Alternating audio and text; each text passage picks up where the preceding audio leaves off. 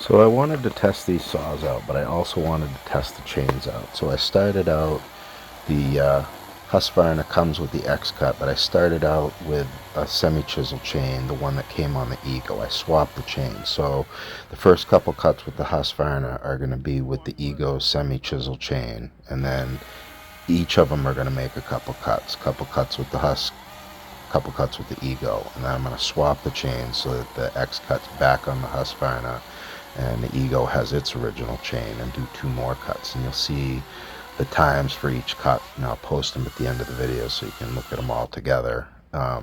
Overall, the Ego cut a little bit better than the Husqvarna, which I was surprised by because I like the feel of the Husqvarna, even though it wasn't quite as quick or powerful with the cutting. It didn't bog or stall, and I had to get used to the Ego a little more. And then I threw the Greenworks in there just so that there'd be a comparison saw.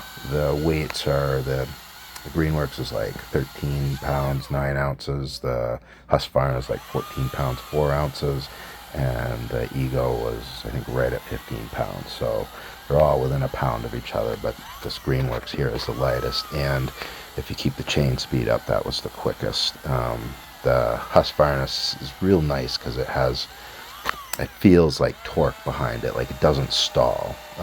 Both of the other saws, if you push on them too much, they'll stall, and then you have to let off, pull the trigger, let go of the trigger and pull the trigger again. So feel-wise, the Husqvarna is nice, but it was actually the slowest of the 3 saws with the cutting. If you look at the times, which I'll post at the end of this.